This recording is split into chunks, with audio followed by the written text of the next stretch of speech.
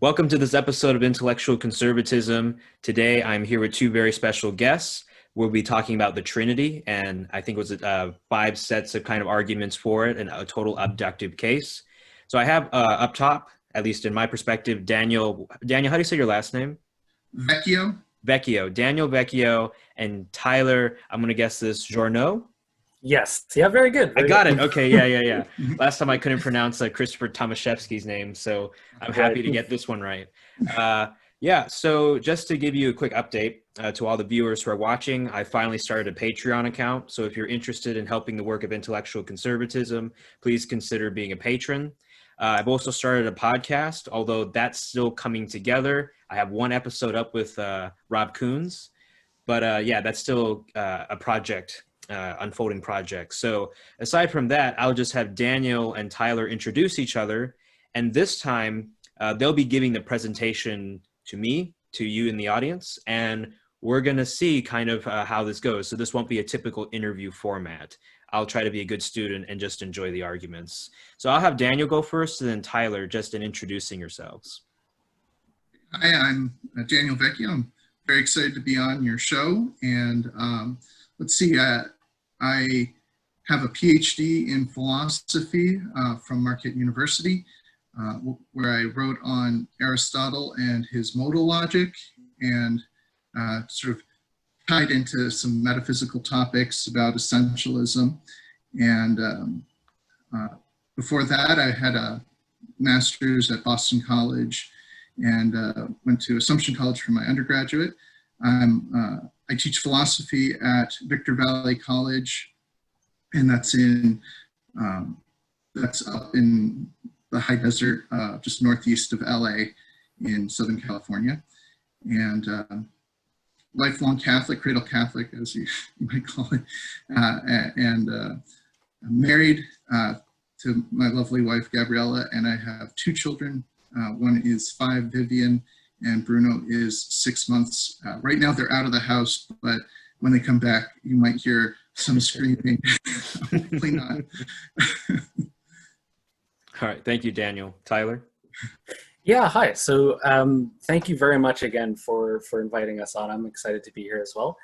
So my name is Tyler Journeaux. I'm from Quebec, as my last name might be taken to indicate. And I have a master's degree in philosophical theology. I'm going for a second master's now, which is in philosophy. And I did my BA with both theology and philosophy. But most of what I've done through the course of my undergrad, as well as both masters now, is to really focus on the philosophy of time. So as an undergrad degree, I was doing it in theology, and I did God's relationship to time from the perspective of analytic theology. When I did the first master's degree, I wanted to explore arguments for sempiternity, so the view that God is eternal in the sense that he's everlasting. That was the position that I did not adopt. I adopted the more classical view of atemporal eternity, but I at least wanted to see how good those arguments were, or to give them, not to give them short thrift, let's say, to see how much cash value they had, philosophically speaking. And yeah, I mean, I suppose by way of background, I'm not a cradle Catholic. I'm a convert to Catholicism with a very circuitous journey, I should say. So the Cliff Notes version is that I started off as an evangelical. In high school, I nearly converted to Islam. In studying Christianity and Islam, I came to think that Christianity had a much better purchase on the claim to be true. And then when I reached, I want to say college, it's actually Cégep, which is Quebec's very odd equivalent to college. I eventually started to feel the weight of certain skeptical concerns that made me feel like I might have to be an atheist if I'm intellectually honest and rigorous. That's when I started to look at philosophical arguments for God's existence. I was very quickly persuaded when I encountered Aquinas and Copleston and several others that there's at least some form of the cosmological argument that just works. The objections to it are, they raise in me just incredulity. And then as I was reconstructing my worldview from the ground up, I was very shocked to come to the conclusion that I thought Catholicism was true. But that was not an easy sell for a long time for me. So it did take quite a few years of studying and thinking about it. But yeah, at long last, I did in fact become Catholic. So yeah, thank you, Tyler. I should mention that Tyler and I actually met first through just interacting on each other's blogs. Uh, he's had a couple of iterations of his blog. I think it was Third Millennial. What was it? Yeah, so my undergraduate blog, where I was actually pretty prolific. I think I wrote like 3 articles a week. Not that they're any good. I was clearly an undergrad, looking back on it now. But that was thirdmillennialtemplar.wordpress.com. And then when I moved to the first master's degree, I thought, okay, my writing should be higher quality. And making it higher quality also made me write much less. So I don't know if that was on balance a good thing, but at least the quality of the stuff on that blog is much better, I think. So that one is just my name, tylerjourneaux.wordpress.com. Yeah.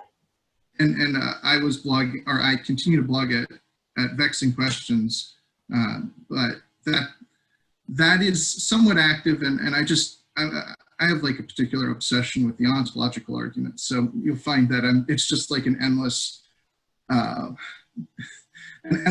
investigation in how to formulate it in a way that I find is compelling, and trying to find new angles to think about it.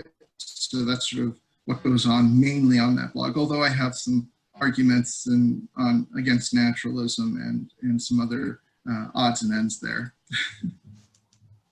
All right. Well, thank you, gentlemen, for introducing yourselves and your work.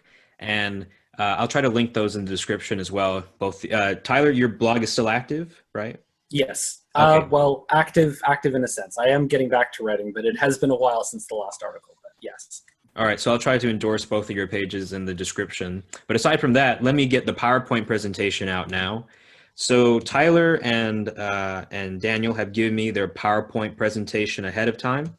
And what we're going to do is they're going to present, and I will be managing just the slides. So they'll tell me, next slide and so forth when it's time to move on. So guys, take it away. I'm excited to ask all the questions that maybe can be asked, but sure. Whoever wants to take it, start. Well, Tyler, do you want to talk about some of our aims, our general aims, and then I'll talk about some of our presuppositions? Yeah, sure. So maybe it's good to first begin by explaining what the basic motivations of the paper are. Part of the motivation is that I think, a while ago I was reading St. Bonaventure in his commentary on the sentences of Peter Lombard, and I found this one section where he puts together several, I thought, really nuanced and brilliant arguments for the truth of the Trinity.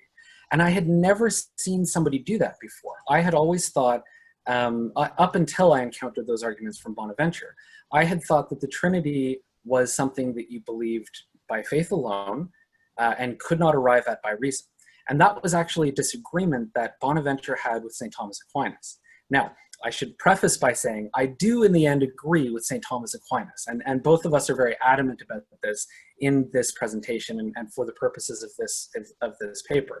The Trinity is something that you can only arrive at, I think, with the aid of revelation. It's not something that you can arrive at by reason alone in the same way that you might be able to arrive, in fact, I think can arrive at the conclusion that God exists.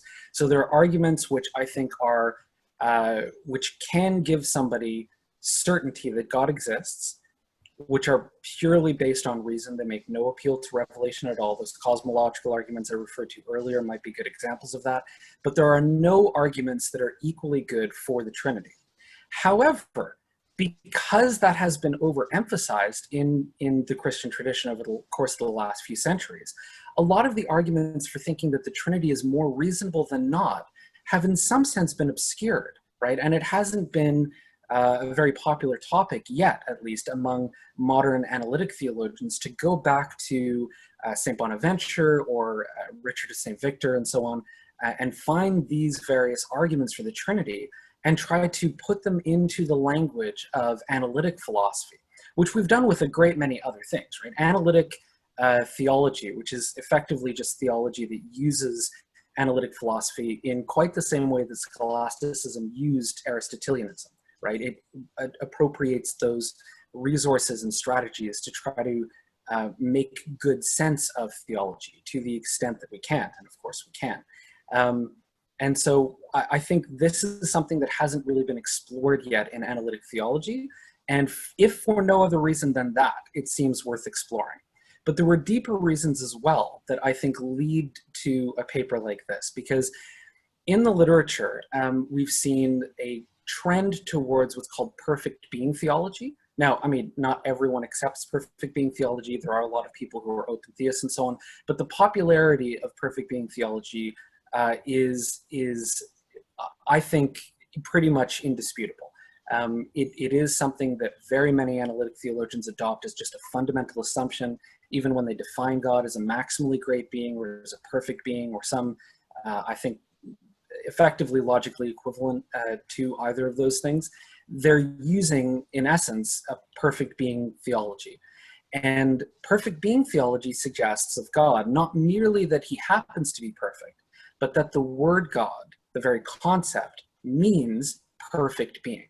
And if that's what the word God means, and God is omniscient or anything else that he is, it had better turn out that omniscience, or anything else you say about God, is conducive to perfection. It can't merely be accidental. It can't merely have no input whatsoever, no relation to perfection.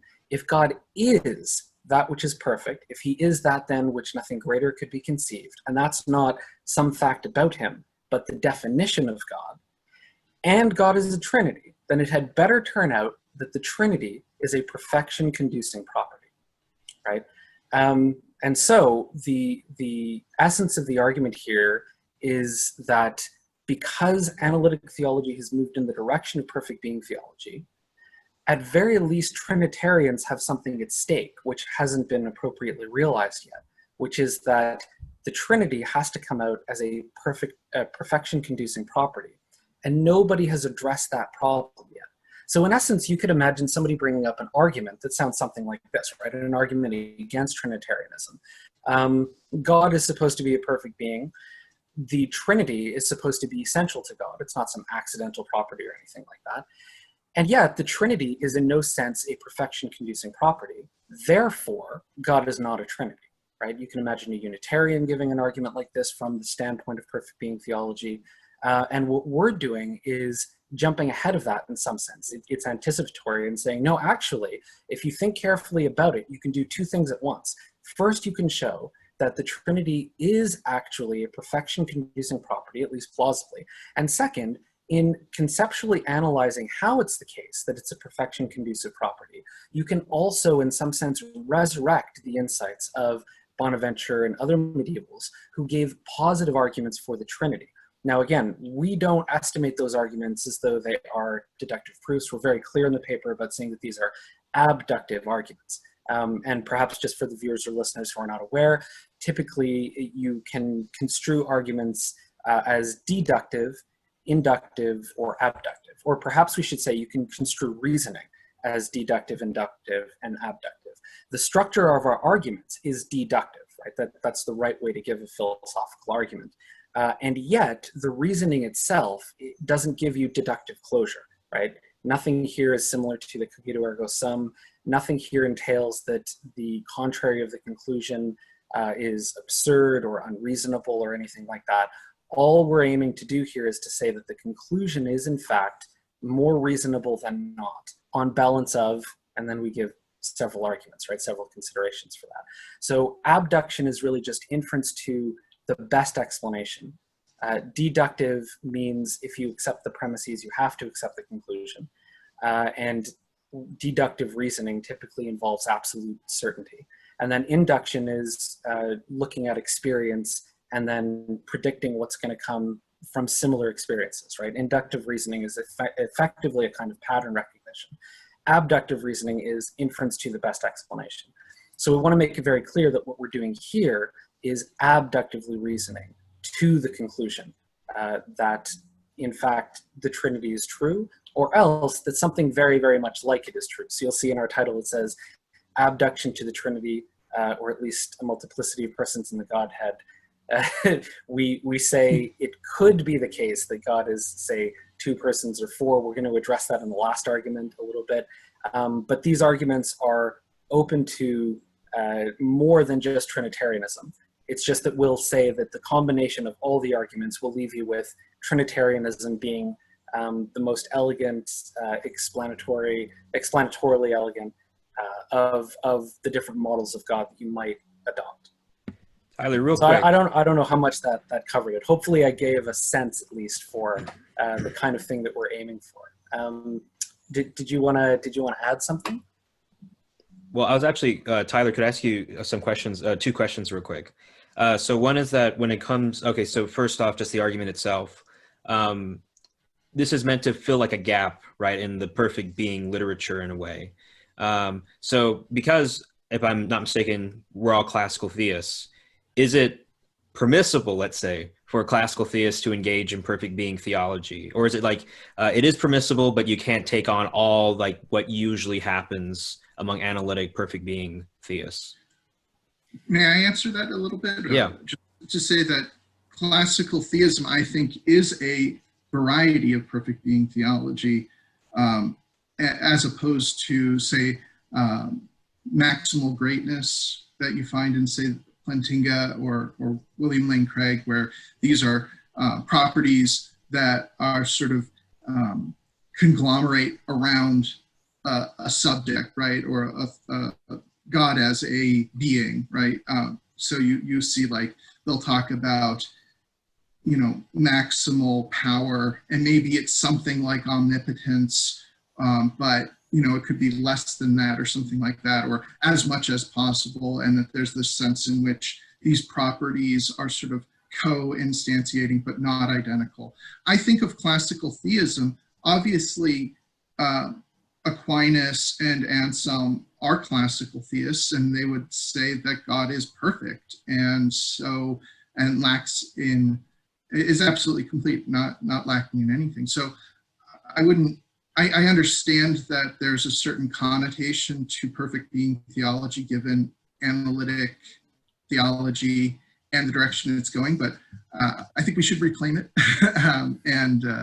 and insist that actually we represent true perfect being theology. And then real quick too, like, and this is the last question, at least for now. From what I recall, like in Richard Swinburne's defense of the Trinity, I think he does attempt something like this is a perfection, because he talks about if God is love, right, then there is, has to be someone to love, right? So can't be just self-centered love, there has to be another person, and then you can have a community, right, if you have a third person, and that seems to be perfection. Tyler, would you say that that fills the gap or not really? So that does at least begin to do the kind of thing that we're trying to do here, Okay. right? In fact, one of the arguments that we present runs along very similar lines, if not just identical lines, because that's one of the more popular arguments in the history of arguments from theologians for the Trinity. That's one of the recurring ones, right? And it's one that Swinburne does a very good job presenting. Our presentation is slightly different, but it's not different in spirit. But what we're doing is we're trying to find other arguments of that same variety, let's say. So we don't just want that one argument. We do start with it because we think it's a good preamble to the other arguments. It's a good way in to see how that kind of argument works and how it's abductive and so on. And we don't want to go so far as to claim, again, that this is a straightforward proof or anything like that. We just want to, we will be satisfied if we can argue to the satisfaction of the listener or the reader that the Trinity is more reasonable than not, and much more reasonable than they may have thought, right? Than they may have otherwise thought. And yeah, it is true that Swinburne has started to fill that gap, but other than Swinburne, I can't think of any modern, very well-known philosopher who has addressed anything like an argument for the Trinity, or even an argument to the effect that Trinitarianism is a perfection-conducing property, or anything like that. So there is still, even though something has been said about it, and of course in just about any age, some theologian has said something about it, but I think those arguments have, they've always been a minority, let's say, among theologians. They haven't had very many theologians voicing them, giving them a megaphone, so to speak. And then particularly in our age, I think there's just a lack of arguments of that kind, and almost nothing in what we would call analytic theology. So. All right, so are we ready to move on to the next slide? Sure. Not to the next slide yet, but I just want to address some of our assumptions that Sure. when you're writing a paper, you can't prove the whole world, right? You can't let's start from the first, we're going to start from the principle of non-contradiction and then prove everything, right? So we have some baseline assumptions that we assume going into the paper. We're not going to try to argue for, like, the existence of God, we assume. And also, we're not really concerned in this paper with defending the coherency of the Trinity. There's been a lot of literature on that. So we kind of just gesture to some potential solutions. All of them seem to focus on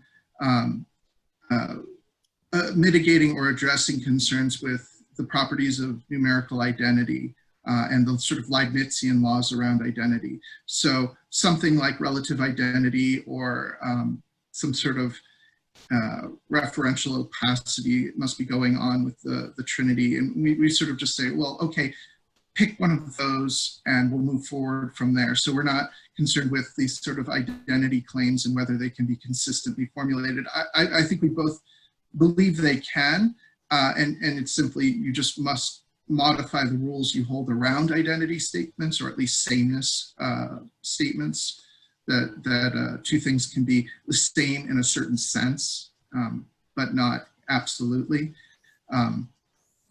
So that's sort of, we're going to set that aside. Another, as you mentioned, we are typically adopting a classical theistic foundation. So you'll see that we assume simplicity as part of our argumentation. We're not going to try to prove divine simplicity, but we have something like Thomistic background assumptions about the nature of the divine ousia, the divine substance. And we also tend to think in terms of Latin Trinitarianism, though we've discussed this at length. We do think that social Trinitarians could, maybe that's a project we could put on them. They could adopt some of our thinking, but I was saying, well, if they can't, then that's just another feather in the cap for the Latin Trinitarians. So I would challenge the social Trinitarians to parallel our arguments and say that we do, in fact, kind of adopt the more Latin Trinitarian perspective in that the persons of the Trinity are consubstantial, subsistent relations that differ in origin. I think that's, yeah, and that, as from the Council of Florence, I think this is an important quote that's sort of a guiding principle. These three persons are one God, not three gods, because there is one substance of the three, one essence, one nature, one Godhead, one immensity, one eternity, and everything is one, where the difference of a relation does not prevent this. That's from the session 11 of the Council of Florence. So that's kind of a guiding principle. Again, we're Catholics, so we're going to give special deference to church councils. All right. You ready to move to the next slide, Daniel? Yes, I think so, right, Tyler? And this is, I think we're going to take on this one. Mm. So, okay, so we've divided up the arguments so that I'll be starting with this one. And in fact, you've already hinted at this kind of argument in Swinburne, which is quite right. So just before we go through the premises of the argument, I'll try to more casually explain the reasoning of the argument. The reasoning is something like this, right? Scripture says that God is love, and it seems like God being love is a perfection-conducing property. It seems right to say, even if you're not a Christian, that God is love, right? Meaning he's the paradigm of love, he's the fundamental exemplar of love. In some way, love would not be were it not for God, and God himself instantiates love in a paradigmatic sense. What, though, is love? The first time I thought about this argument, by the way, I was listening to a lecture from Callistus Ware, who actually made this point, I think, quite well. He says that love is nothing other than a relationship, and it's between persons. Now, strictly speaking, you can say, of course, that one person could love an object, but that would be relatively imperfect love, right? The more like a person the object of one's love is, the more perfect the love becomes, right? The more rightly ordered the love becomes, and the greater the love can appropriately be. So the greatest kind of love is that not just from a person to an object, but from a person to a person, and mutually back, right? If God is love and God is perfect, God should perfectly instantiate love. But that seems to mean that independently of the creation, independently of the created order, God has to instantiate a relationship between persons. And that becomes extremely difficult to make sense of on anything like Unitarianism, right? If you're thinking of God as existing in some sense alone, as a single person, or as transcending all the category of personhood entirely, then you're not going to be able to say what the Christian is likely to say, which is that God is love. And you're not going to be able to count that, to tick that off of, let's say, your list of perfections. So you want to be able to say that God is love. And the only way to do that seems to be to say that he has to instantiate a relationship between persons. That relationship itself can't be contingent. If it were a relationship merely between God and a created person, then it wouldn't be the case that God is essentially loving. It would be the case that God is accidentally loving, right? God loves a person, yes, it would be satisfied. Maybe the person even loves God in return, but it wouldn't be the case that God is essentially loving absent creation, right? Instead, it would be more like God has the potentiality to love, right? Or God is dispositionally loving. But we don't think that that satisfies, first, our intuitions about perfection. If a being is love, is the paradigm of love, it should be the case not merely that the being could be loving, but that the being is loving and is loving essentially. So that seems to mean that whatever account you give of how God is love, how he instantiates something like a relationship between persons, it has to be essential. The love has to be perfect, and it can't be the case that it's merely potential, right? It can't be an essential potential. It has to be actual. The love has to be actual. And I think with that, I've given sort of the basic building blocks, and hopefully people get a sense of how that argument is supposed to have intuitive appeal, right? Otherwise, you end up saying that God is love, and then you give some account that sounds a lot more abstract. It makes God sound like, well, he could be loving if only, and then you list some criteria for God to be loving. That really doesn't seem like it belongs to perfection to be more than that, right? So the way that we lay out the argument then, coming to it at last, is exactly as you see on screen here. So for any x is omnibenevolent, that is to say, all loving, only if, first, x is perfectly, second, essentially, and third, actually loving. Second premise, for all x is perfectly, essentially, and actually loving only if, and here we list out the criteria to satisfy that. First, x is at least one actual person. So again, it has to be the case that the lover in the relationship is a person. Second, there is an object of x's love. You can't have a love relationship even between a person and an object without at least two things. So let me start that point over actually, because that one we've subdivided. So there is an object of x's love, which is A, at least one actual person, not indiscernible from an actual person that x is. B, stands in a beloved to lover relation to an actual person that x is.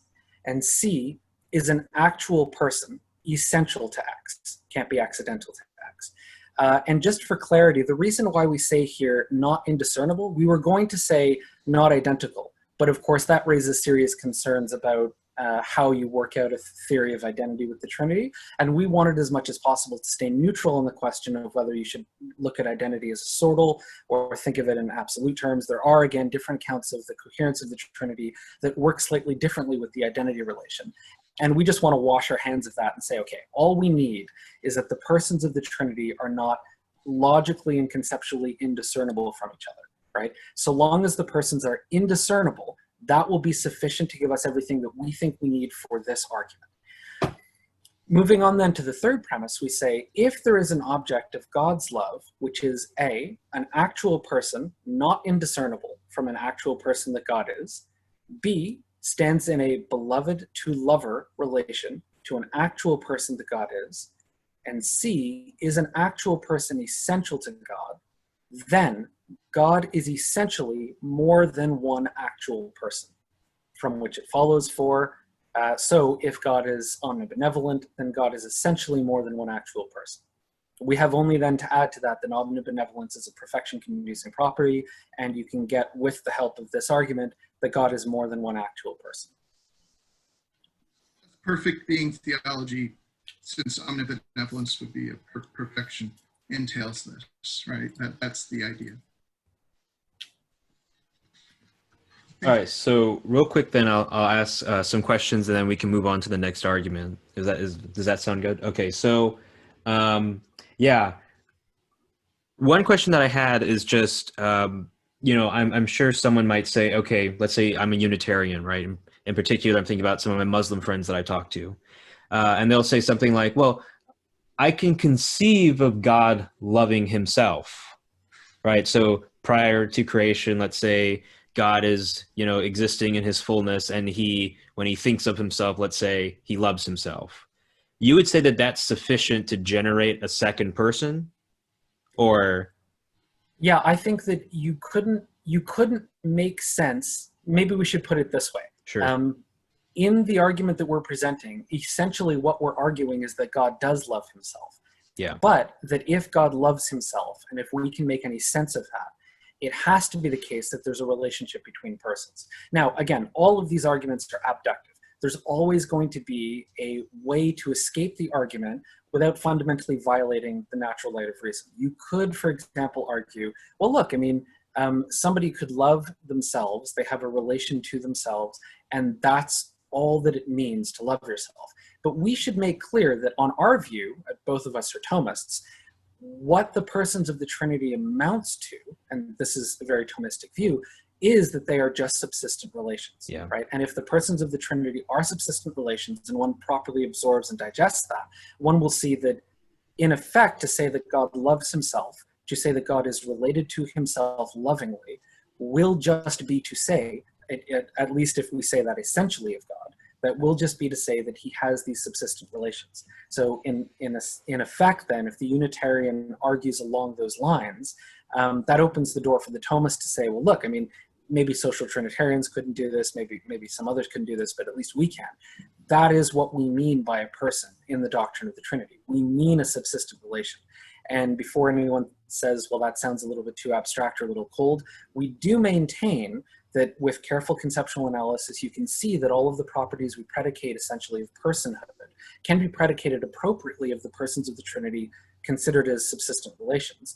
But that if we're sufficiently careful, we're going to have to say that the doctrine of analogy applies even to the Trinity itself, and that we're saying true things about God when we say that he is three persons and that we say that he is personal and so on. But that all has to be embedded appropriately into a language or a framework of analogy.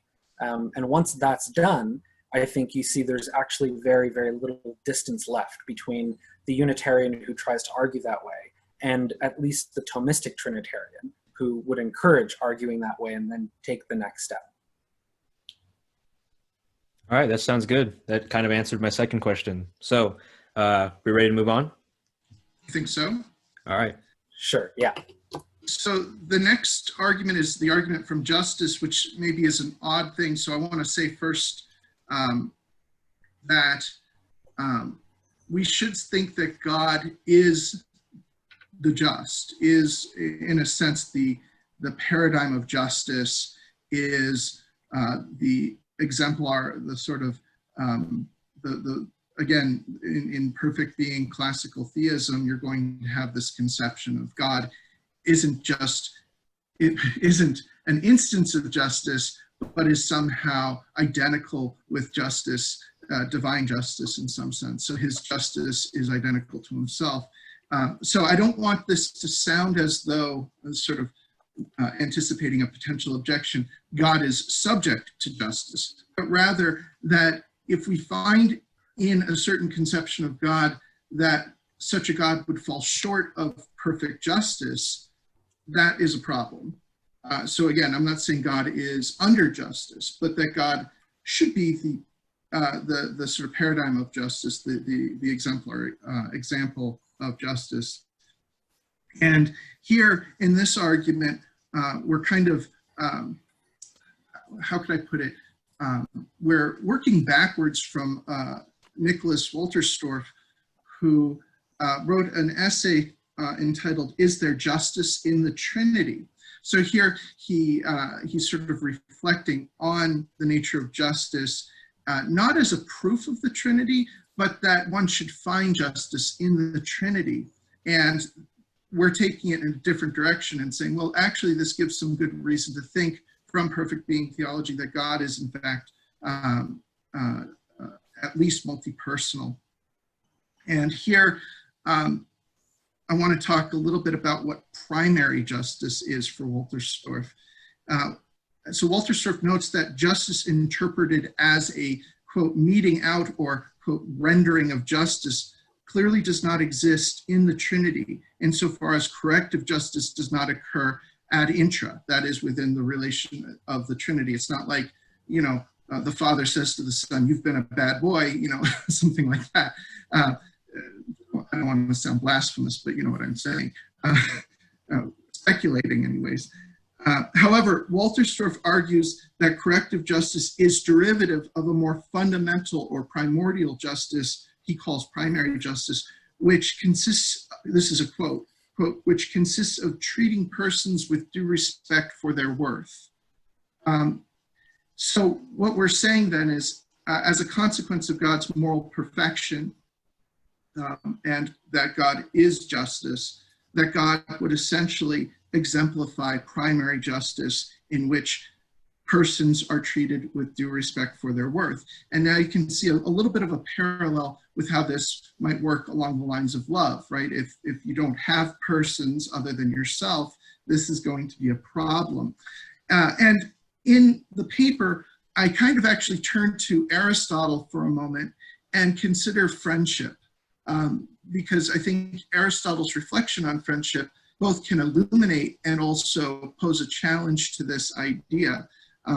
Because Aristotle says for humans, we need friendship, right, as a necessary component to be virtuous and happy. But God is self-sufficient, maybe you would think, right? So in fact, Aristotle says that divine beings would have no need of friendship.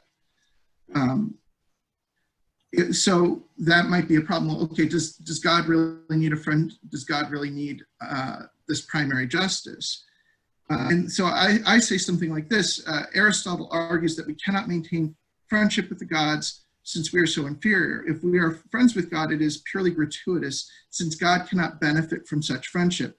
Does it follow that God could possibly be friendless? In other words, in a world without creation, could God be friendless?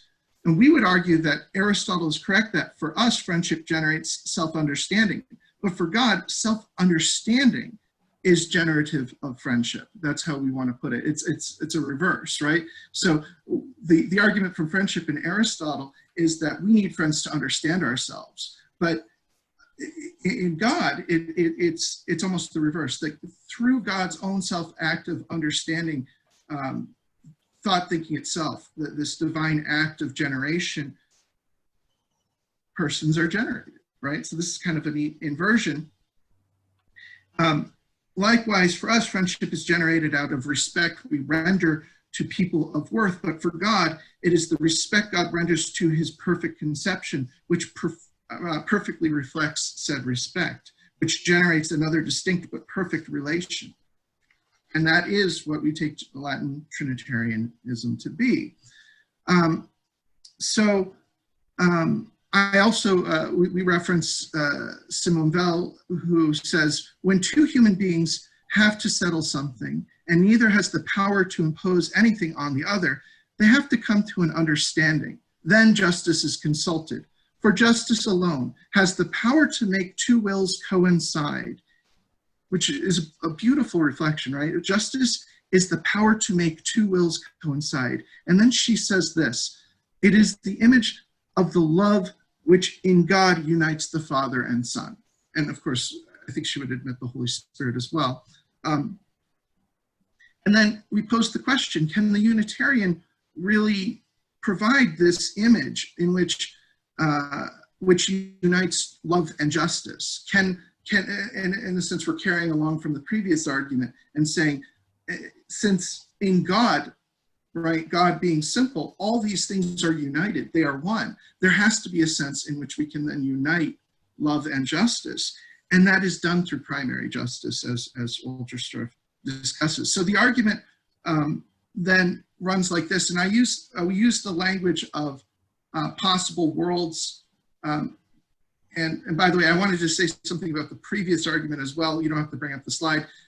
Some classical theists might get a little nervous about quantifying over X and then saying God is the X, right?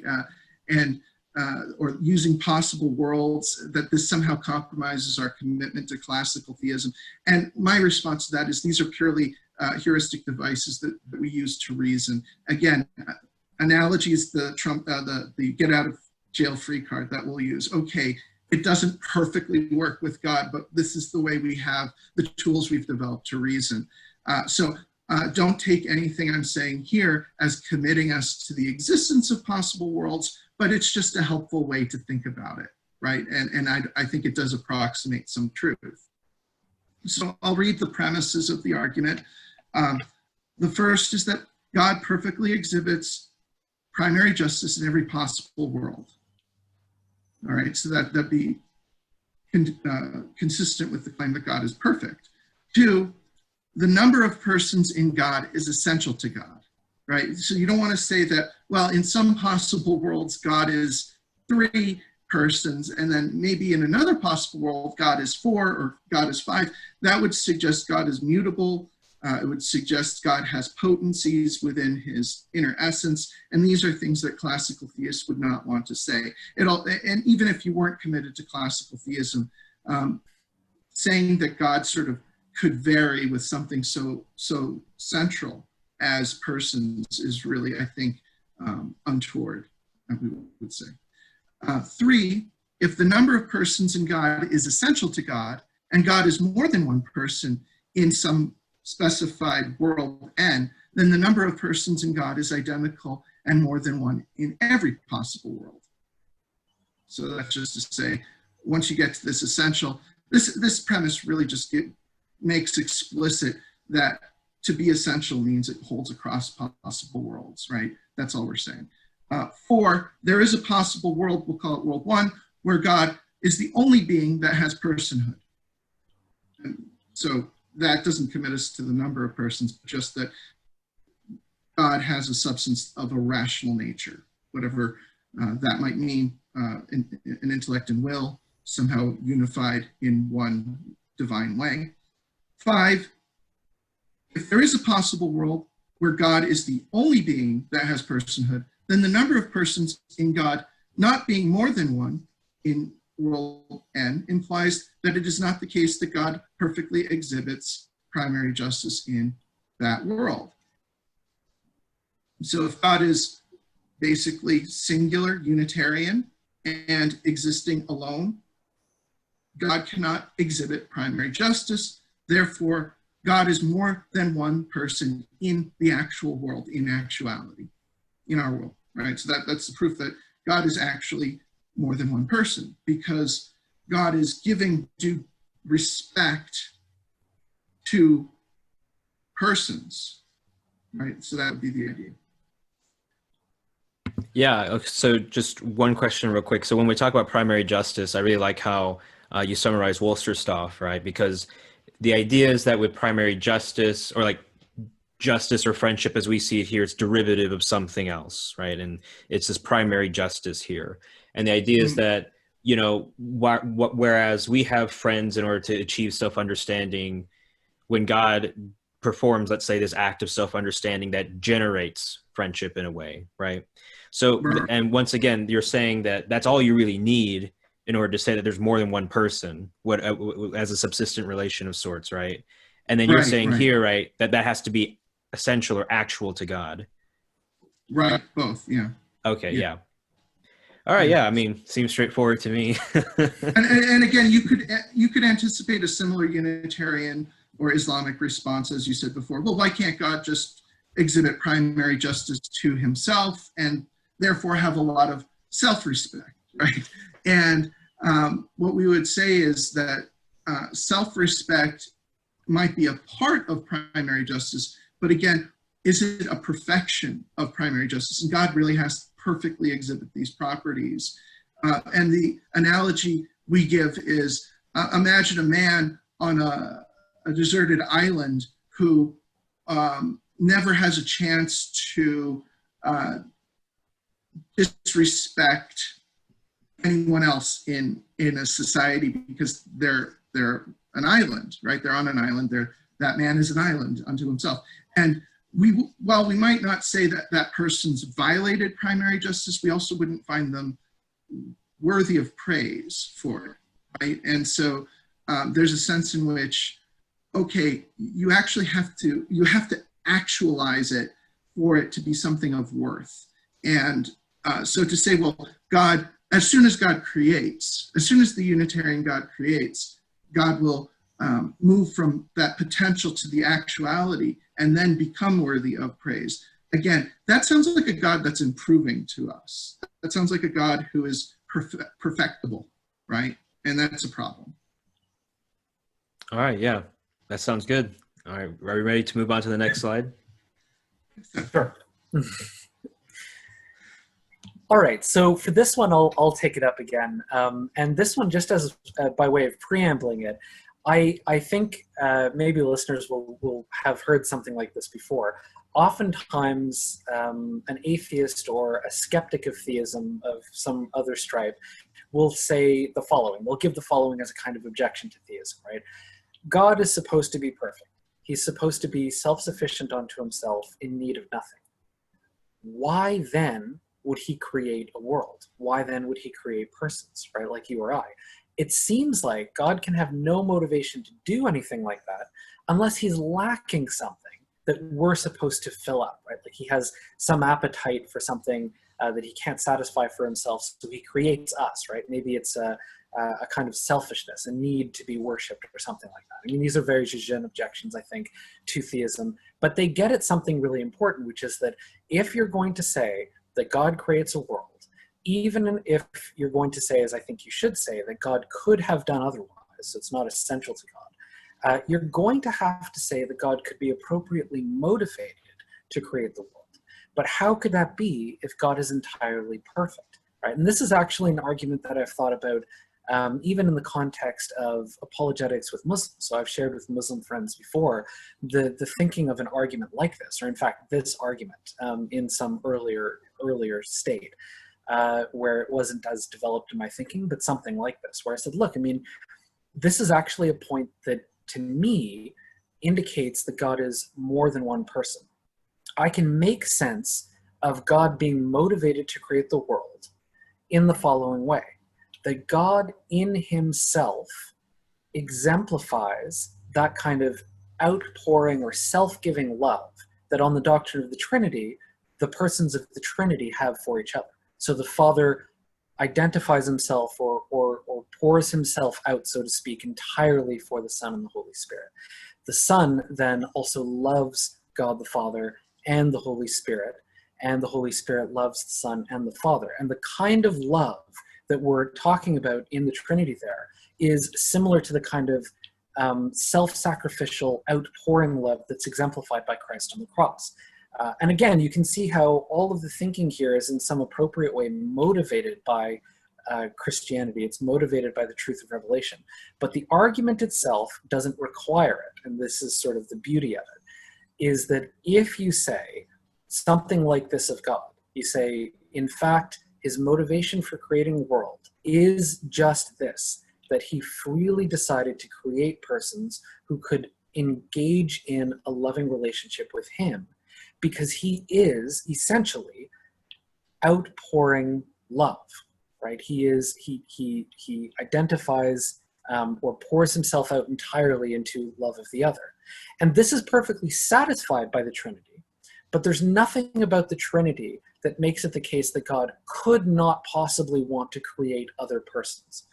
It gives him motivation without compelling him to create a world. And so you've preserved both the freedom of God with respect to creation, but also it gives a rational account of how God could have been motivated while being entirely perfect and self-sufficient to himself. right? And so I think that the appropriate response to the atheist or skeptic who brings that up as an objection leads you to something very much like Trinitarianism when you think it through carefully. And that's, I think, the best defense of Christianity in terms of apologetics. And then it becomes an argument for something like Trinitarianism, even in the context of the Unitarian. So the Unitarian who gets that same objection from the atheist, they're going to have to give an at least as good an answer, right? And I don't think that they have one available. I think the best thing the Unitarian can say is there is some reason that God created the world, but his ways are mysterious to us. We couldn't possibly know, or at least we don't know. But it's not contradictory, right? And yeah, sure, that works as far as it goes, but it's rather weak. And again, I think that if one compares that with the answer provided by a Trinitarian, one can see the strength of the Trinitarian answer, even if it's the case that the Trinitarian answer doesn't fall out as a deductive proof of anything like this consideration. Okay, so my apologies for going a little long there, but having set that out as the preamble, this is how we then lay out the argument. We say in the first premise, if God creates the world out of love, then God is love by reason of divine simplicity. Love is always shared between at least two persons. Therefore, if God creates the world out of love, God is at least two persons. God does create the world out of love. That's the premise the Unitarian may want to take issue with if they don't like how this argument is going. Therefore, God is at least two persons.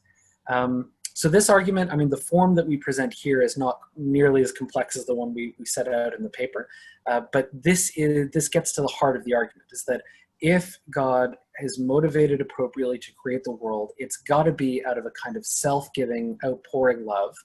That kind of love has to be satisfied by God perfectly, so that he wants for nothing in a state without creation, and yet could be appropriately motivated to create, right? A kind of self-outpouring love that invites the sharing of persons, right? And it invites a kind of love relationship.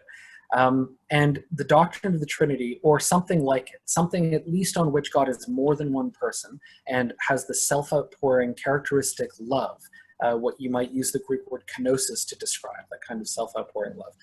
If you have that picture of God, you can give an account of why God would create without making God imperfect or childish or in need of worship or in need of attention or any such nonsense, right?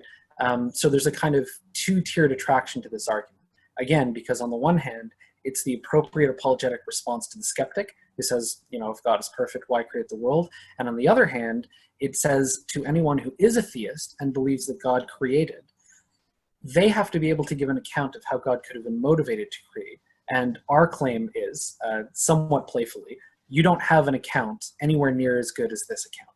But if you accept this account, you really should be Trinitarian or something very close to it. So.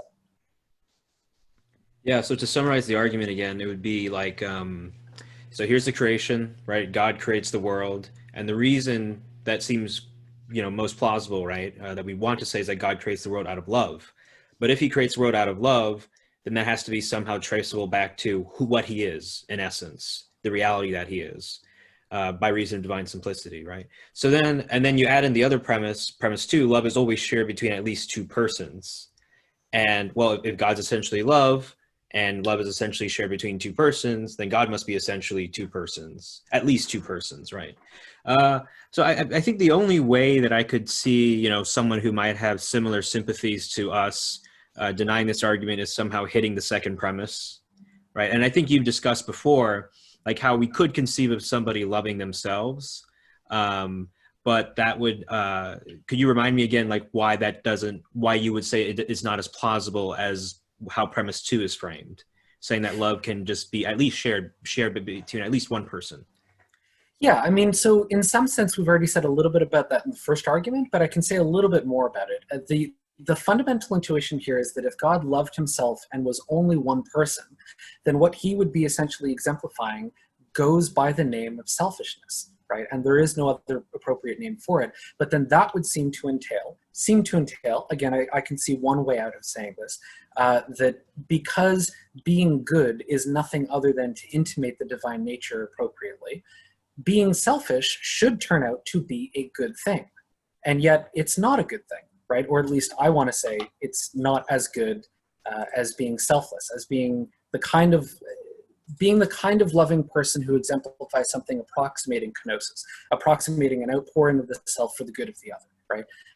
And actually on this point, we have in the paper, but maybe it's appropriate to provide it here. There's a really beautiful quote from E.L. Mascal in his Analogy and Existence.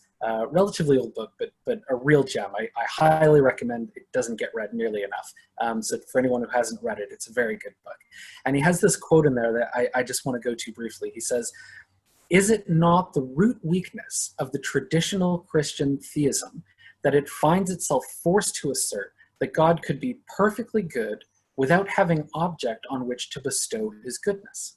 And if we reply that God has always himself on whom to pour out his bounty, and that in his unqualified perfection he is altogether worthy to receive it, are we not then turning God's love into that self-love whose true name is selfishness?" And again, that's really the point here. If somebody wants to bite that bullet and say, yes, God is selfish, and then give some account for how human beings really shouldn't be selfish in the same way or something like that, they can do that. Our claim will have been cashed out to our satisfaction if the listener or reader can feel the weight, at least, of saying, yeah, but it's more reasonable to just say that God is not selfish in that way, that he has this self-giving, outpouring love. That's well explained by something like the Trinity. So this isn't a deductive proof, but it shows you that one of these seems more reasonable than the other. And again, that's all we set out to show, right, is that one of these seems more reasonable than the other. And if I could just add something to that, and this isn't actually in the paper, it's just something that occurred to me as Tyler was going through the argument, and it's something that we've talked about before. But if you go back to what we were saying about primary justice and this idea of self-understanding is generative, right? I'm thinking about, I took a course with Peter Kraft at Boston College, and we talked about the paradoxes of self-understanding in the context of Gabriel Marcel, the French existentialist Catholic thinker, and how self-understanding is always elusive to us. Why?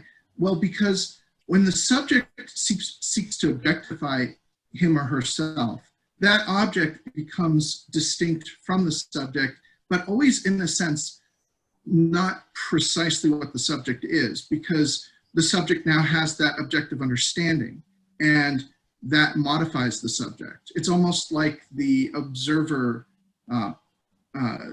paradox, or that sort of, as soon as the observer effect, when the observer interacts with the system, it modifies the system, right? In a sense, when someone tries to have self-understanding, it modifies the self and makes a difference between the self and the object. And for Marcel, that generates this mystery of the subject, where we can never have perfect self-knowledge, right? We can never really fully understand ourselves. And it's sort of, if that's the God you have to wonder, is this God really omniscient? Does God really know himself fully? Well, if the way he knows and he loves himself is always to objectify himself, right? It's almost an existentialist argument, right? To turn himself into an object, that object is always going to fall short of him and also modify him, right? And you don't want to do that. Instead, we're saying that through God's love, right? Through God's love, if it's just turned on himself, that's an imperfection. But if it's turned into a generative act of another person who is consubstantial with him, then it's not a subject-object relationship, it's a subject-to-subject relationship, right? And that, I think that is the proper way to understand how God could have full self-knowledge. He doesn't abstract to some conception of himself as if God is capable of dividing up his own essence into an abstraction of genus and difference. God simply knows, and that act is generative. God simply loves, and that act is generative. So anyways. Yeah, I mean, that's something that I've been thinking about myself too, You know, like when I think of myself, right, I become the object of my own thought in a way. But in some sense, this object fails to be truly what I am in a way, because like, you know, it's an imperfect abstraction of who I am, right? It's not the full reality. But then if God has self-understanding, and that seems to be something we want to say, we don't want to say God doesn't know himself, right? It can't be the case that he knows himself, but imperfectly, just as I do, right, with myself. It has to be the case that he knows himself, and he knows himself perfectly, such that even though he has this object of thought that is distinct from him in some sense, because I guess by definition, right, the object of thought is different from the knower, then it has to somehow be also perfectly him in a way, even though it is concrete. distinct It can't be. God is simple, so God can't be perfectly abstracted, right? God can't perfectly be an object. So the perfect conception of God is the begotten Son, right? Anyways. I'm getting excited here. Yeah, no, that's really great. Yeah. So then that would kind of be like something useful to defend the second premise too, I guess, when we're talking about the nature of love, even if it is with one, let's say we assume for the sake of argument, it is just one person. And then I guess we eventually find, well, it can't just be one person if it's love, right? Something like that. So what is that? What form of argument is that when you assume and then you disprove the assumption? It's reductio ad absurdum, right? We could run an argument like that. Precisely. All right. So ready to move on to the next slide? I think so. Okay, the argument from beauty. And here again, we're not saying God is an instance of beauty, but that God is the exemplar of beauty. And here we take as our source of inspiration Pseudo-Dionysius, I guess you'd say. Here I wanted to read a quote from him, so I hope it's not too long. It is a bit of a lengthy quote, but I think it really helps set up this argument. And Pseudo-Dionysius writes, "This good is celebrated," he uses capital G, good, "is celebrated by the sacred theologians both as beautiful and as beauty. But the beautiful and beauty are not to be divided as regard the cause, which has embraced the whole in one. For with regard to all created things, by dividing them into participations and participant, we call beautiful that which participates in beauty." That will be beauty. "But beauty, the participation of the beautifying cause of all the beautiful things, the superessential beautiful is called beauty on account of the beauty communicated from itself to all beautiful things in a manner appropriate to each, and as cause of the good harmony and brightness of all things, which flashes like light to all beautiful distributions of its fontal ray. Wherefore also the beautiful is identical with the good, because all things aspire to the beautiful and good. On every account, there is no existing thing which does not participate in the beautiful and the good."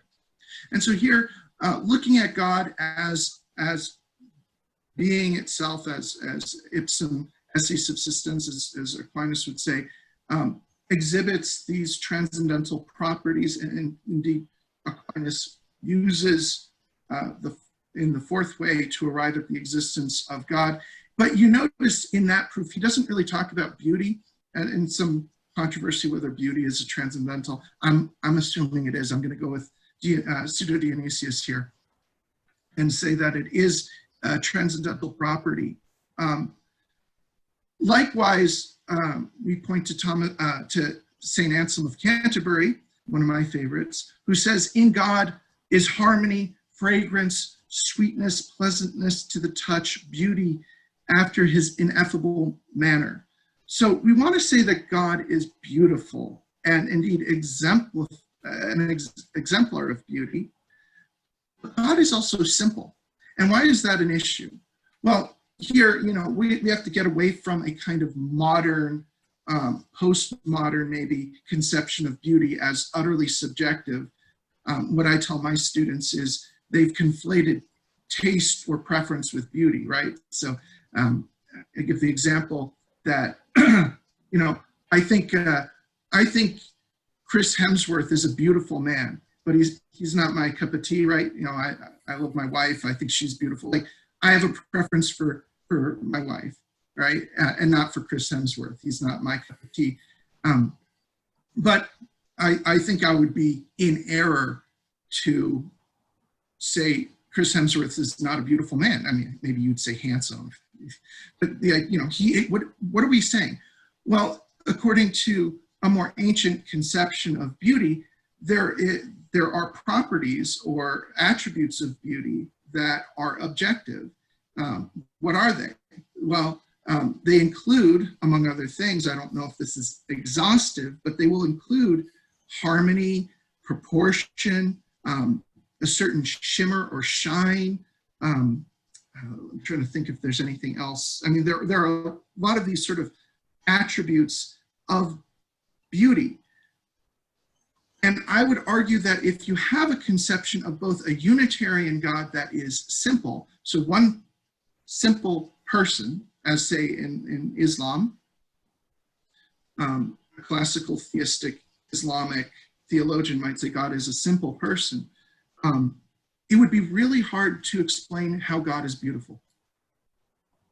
In what way? And so we actually turn to Thomas Aquinas, who says this. He says, proportion is twofold. In one sense, it means a certain relation of one quantity to another, according as double, treble, and equal are species of proportion. In another sense, every relation of one thing to another is called proportion. Relation, right? Not quantity. So you could have proportion as quantity or as relation, right? Key.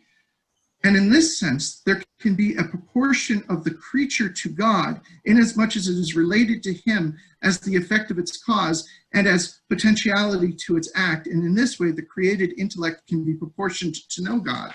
So he takes this proportionality as a way in which we could actually have some understanding of the divine. Now, I'm going to take it in a different way. And I'm going to draw from Thomas Aquinas elsewhere where he says, let me see, where's this reference? This is Summa Theologiae, I believe 39, question 39 in the first part, article 8. He specifically uses beauty to explain the relation between the Father and the Son. He says, species or beauty has a likeness to the property of the Son, for beauty includes three conditions: integrity or perfection, since those things which are impaired are by their very fact ugly. So there you have an objective account of ugliness is a kind of imperfection or a loss of integrity. Due proportion or harmony, and lastly, brightness or clarity, whence things are called beautiful for which they have bright color. Now, Thomas Aquinas will argue that the Son beautifully exhibits these features precisely in virtue of the Son's complete representation of the Father. For Thomas, the Father and the Son share a likeness, since they are of the same nature. They are consubstantial, right? They are harmonious, insofar as the Son is the perfect representation of the Father, in support of which Thomas Aquinas quotes Augustine, that in this representation there is, quote, wondrous proportion and primal equality. That is from De Trinitate. Lastly, Thomas quotes John of Damascus that the Son, as the Word, is the light and splendor of the intellect, right? So, I mean, I find this amazing, right? What he's saying is that the Trinity is beautiful. It's beautiful.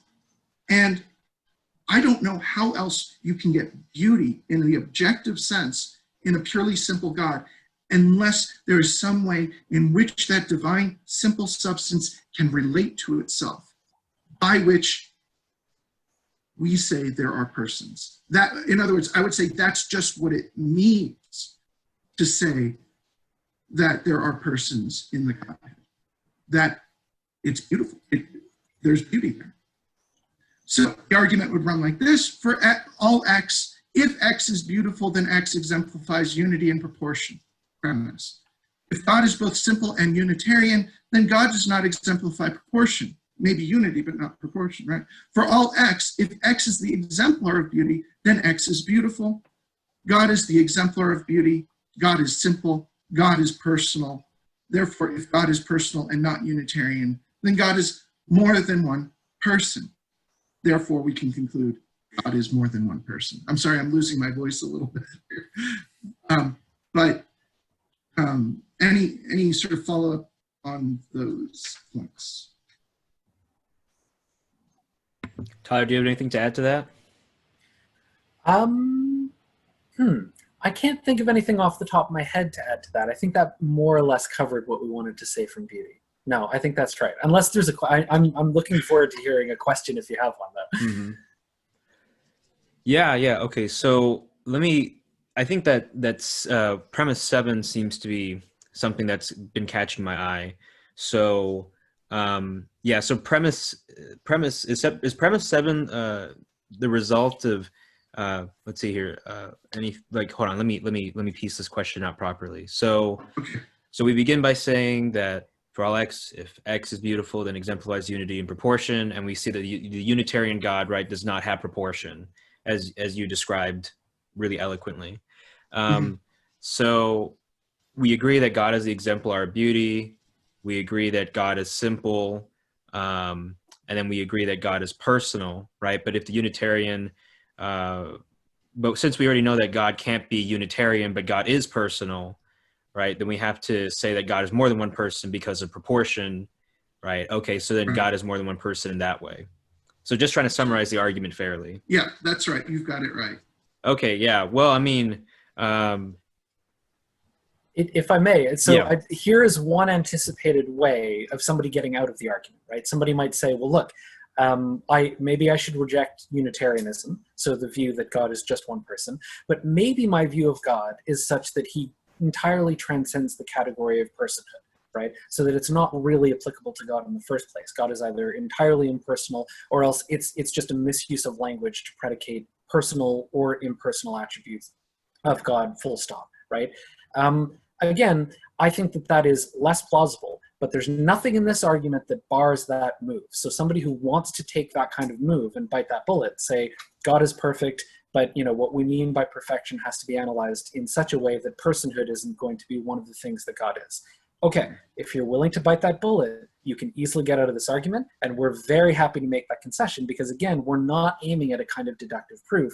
But if you then sit back, having considered those options, and ask yourself, okay, so which of these seems more reasonable? Maybe at first blush, something like the Trinity looks rather paradoxical, right? Because you're engaged in saying that God, one being, is essentially three persons. Now you can make good sense of that, but at first blush at least, the normal reaction is to say, well, that seems rather odd, right? We usually say of one thing that it's just one thing, or one thing that it's at most one person, and so on. But here, what we're doing is motivating that view by showing the absurdity of the contrary. And again, you can bite that bullet. You can say, well, God is just entirely impersonal. That's a perfectly appropriate way to escape the argument. And what we're hoping is that if people have to stare that option clearly in the face and see what's at stake, philosophically speaking, they're going to pick the thing that costs philosophically less. And we think that is something like a Trinity. All right, yeah, that's really good. I have nothing else to say. So ready to go to the fifth argument? Sure, yes. All right, the five ways to the Trinity. All right. And not demonstrations. These are dialectically possible. Yeah. We're happy to present them, yeah. So I guess I should start off with this argument by saying that this one is a little bit different from the previous ones, and I think that you couldn't have run this one without the previous ones coming, or something like the previous ones coming beforehand. So what we're going to do in this argument at one point is actually just say, okay, God is more than one person, right? So if you followed the other arguments and you're with us so far, here's an additional reason to motivate, not just that God is more than one person, but that God is precisely three persons. Right? So at this point, we're hoping that we did a good enough job motivating that God is more than one person to get somebody at least the foot in the door for this next argument. And the argument is really going to be about the beauty or appropriateness, I'm not sure whether I should use those words in particular. The best word for it is really elegance, but now I'm just referring to the argument. The elegance of the Trinity insofar as it serves as a kind of explanation of God's perfection in a certain respect. So what we're going to do here is, before going at the argument on the slide, let me try to just back up and give a sense, like I did for the others, of how the argument is supposed to work.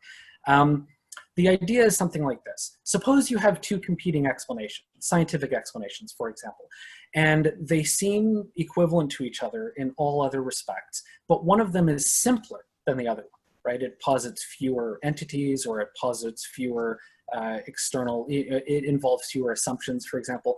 Okay, well then it will be, by Occam's razor, more likely to be true. Now, some people don't accept that, right? Especially if they're not theists themselves. They'll say, well, there's no reason to think that just because a theory is simpler, it is more likely to be true. It's just that when a theory is simpler but gets everything else that you wanted anyways, it's better for us, for pragmatic reasons, to go along with the simpler explanation. I want to say, no, actually, simplicity increases the probability, all things being equal, that a theory is true. But one of the reasons it does that is that simplicity actually contributes to the elegance of a scientific explanation, or indeed any kind of explanations. Now, this is a little bit hard to define precisely, but all of us have encountered in some ways explanations which strike us as elegant, as well as explanations that strike us as inelegant. You often see this with conspiracy theories, for example, is that, yes, okay, there are ways to explain, you know, a really devoted conspiracy theorist can explain away almost anything, but increasingly their explanations become inelegant, right? They have to give up way too many assumptions.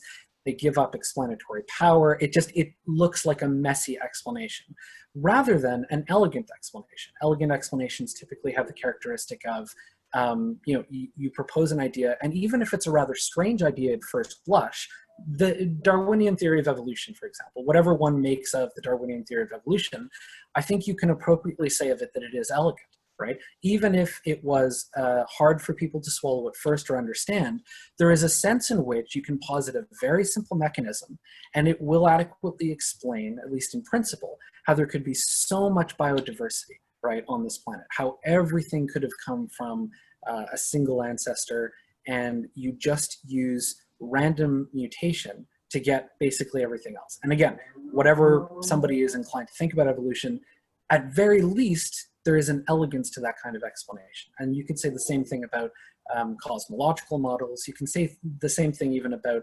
historical reconstructions, right? Some historical reconstructions are more elegant than others. Even in, let's say, the arguments for the resurrection, one of the reasons that you don't just pile on one naturalistic hypothesis together with another to get away from the resurrection is because it begins to look inelegant, right? Somebody says, well, the tomb is empty because people stole the body. Well, how did the apostles come to believe that? Well, okay, they came to believe because, and then you give one ad hoc explanation after another. Eventually you have 10 naturalistic explanations, each of them unlikely, and it starts to look rather inelegant, right? It starts to look like, I'm going to be cute and call it naturalistic apologetics, right? And it doesn't look nice. It looks messy. So again, elegance is one of those things you want to find in an argument. And just before we get into, very good. So I wanted to give a quote in particular from Polkinghorne. I heard him say this in a lecture when he was still with us, although I was listening on a podcast. He had said something like the following. I think this is important because it's about the notion of beauty or elegance in an explanation, and how really at bottom that actually serves to motivate certain scientific theories. So, and well, in particular, physical theories, because that's what theories in physics, I should say. So he says the following. He says, "It isn't just an aesthetic indulgence that theoretical physicists look for beautiful equations. It is because we have found time and again that only beautiful equations really describe the fundamental structure of the world." Now, that's a very strange fact about the world. What I am saying to you is that some of the most beautiful mathematical patterns that our pure mathematical friends can think up in their studies, just thinking abstractly, are found actually to occur, to be instantiated in the structure of the world around us. Now, what a quote like this is intended to speak to is just this, that elegance, or something like the attractive quality of a belief that contributes to its aesthetic appeal to us, that is in some sense an indication of not merely utility, but also truth, right? When you have a theory that is inelegant relative to another, even if they seem roughly equivalent in terms of explanatory scope and explanatory power and so on, if one is inelegant relative to the other, then the one that is more elegant seems more likely to be true. And at very least, we ought to accept the one that's more elegant on balance, right?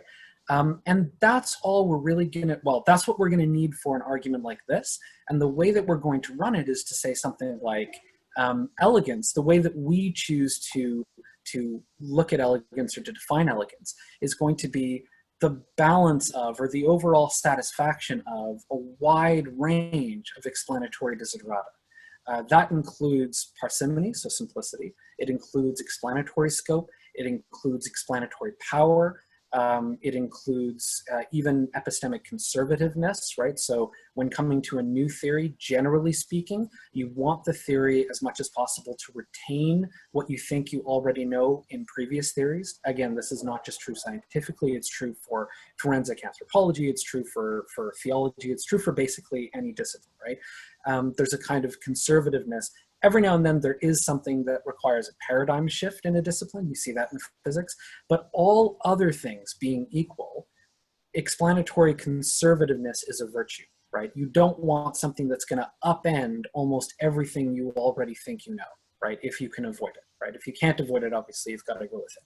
But if it preserves that kind of conservative feature of your thinking, then that should recommend it to you. It makes it more elegant than it otherwise would have been. Internal coherence, obviously, is a sign of elegance.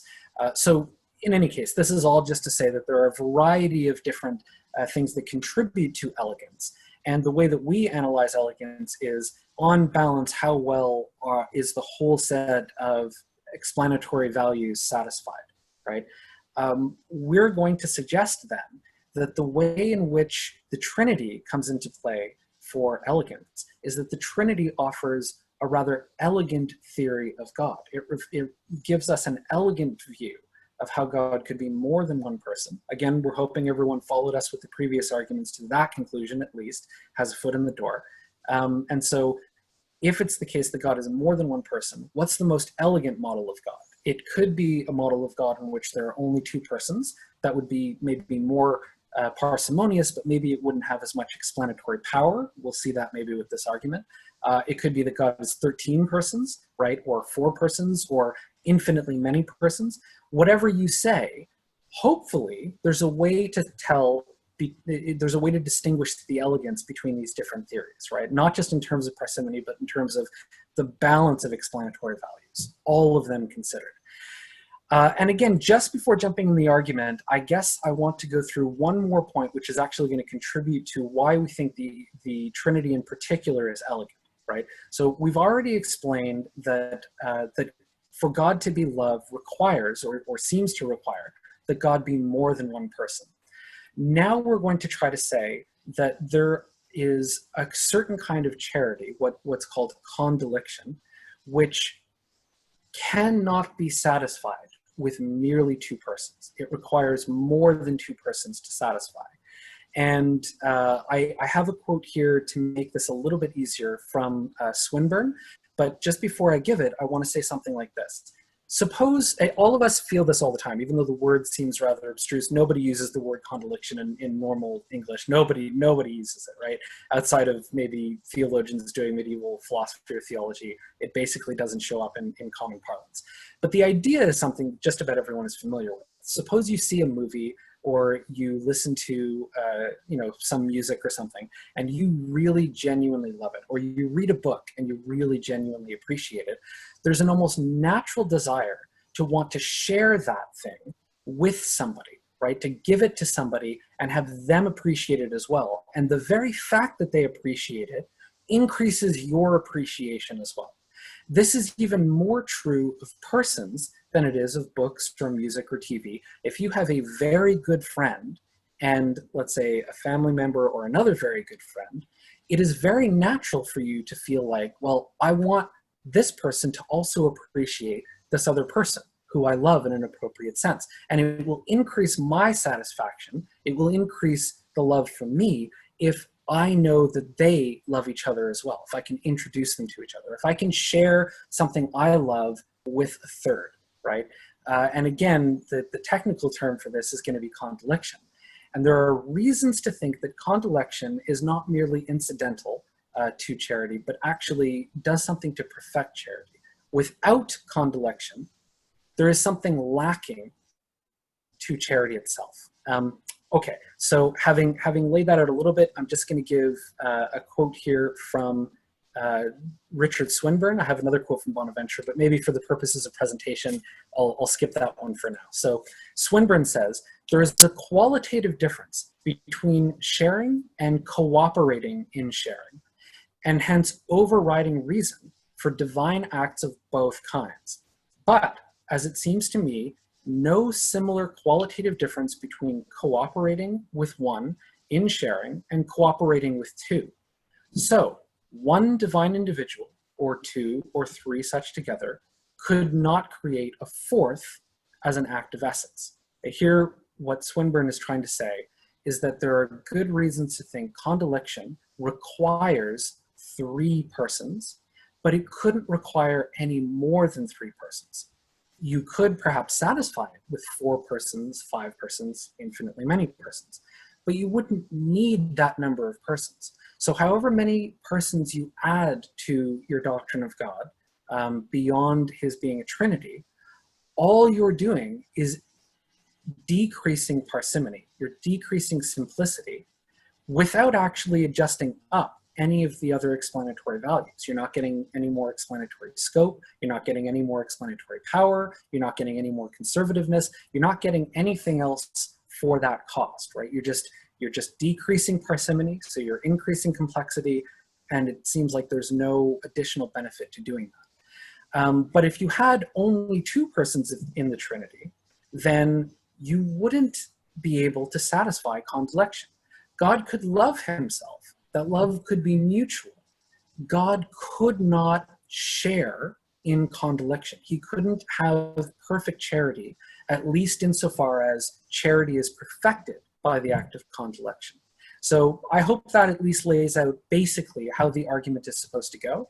And now that I've sort of given a broad strokes view of it from stepping back, now we can look, I think, appropriately at the premises and the way that we lay the argument out. So the way we do that here is, again, first, God is maximally elegant. That is to say, one's theory of God, one's theory about the nature of God, should be as elegant as possible, right? If you have 2 different versions of theism, let's say, again, to be somewhat cute, social Trinitarianism and classical theism, and one of those is more elegant than the other, right? So on balance, it satisfies all the explanatory virtues better than the other. Then you ought to go for it, right? You ought to accept it. All things being equal, it's more elegant, so you ought to accept it. Second premise, if God is more than one person, yes, you'll see in the third premise, we just say God is more than one person. Put here all the arguments of the paper up to now. If God is more than one person, then God is A, 2 persons, B, 3 persons, C, 4 or finitely more than 4, or D, infinitely many persons. That's exhaustive. All the options are on the table, right? God is more than one person. If God is 2 persons, God is not maximally elegant. And the reason for this is, again, that God can't satisfy what we just called Condelection. He can't do that which properly perfects charity in the act of sharing a person with another and enjoying that love between them. Therefore, God is not 2 persons. And here, by the way, I noticed there is a slight mistake in this premise, but everyone will be able to catch it as I say this. It was a slight oversight before we sent the slide. But here in this premise, we say, if God is 4 or finitely more than 4 persons, we could also add or infinitely more. then God is not maximally elegant. Why? Again, because as we've explained, all you've done is increase the cost in terms of parsimony. You've increased complexity, but at no additional benefit. It doesn't look like there's a greater benefit to any of those models on which God is more than three persons. Therefore, God is exactly three persons. And again, this isn't a deductive proof. We're not claiming that this is case closed, we can all go home, but we are trying to say that if somebody wants to claim that they've agreed with our arguments so far, so it seems like God is personal, he should be more than one person, but they want to say it is at least as plausible that he's 13 persons or something like that, they're going to have to give us some account of how that is at least as elegant on balance. It satisfies at least all of the explanatory virtues on balance as the view that he is precisely three persons. And there are a wide variety of reasons, not just simplicity, to think that God should appropriately be called three persons. So here's an example, right?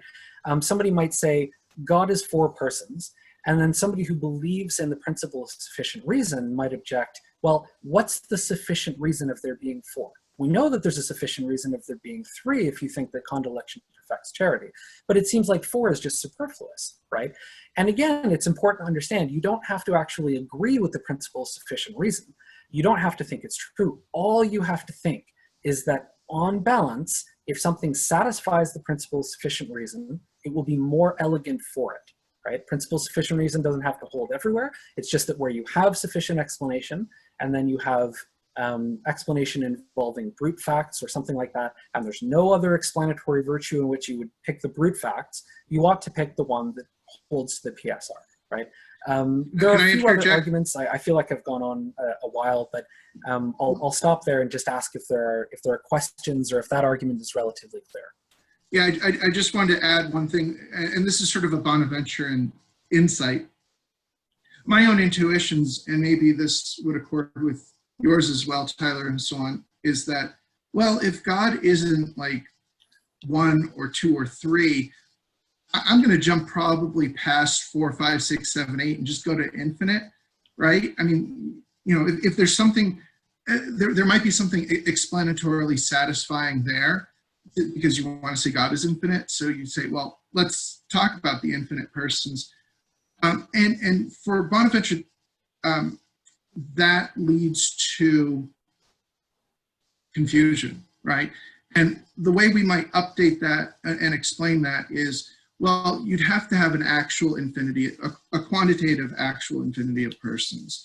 And that raises paradoxes. For instance, we might say, well, maybe the odd number of them incarnate, right? Now you have an infinite number of incarnations.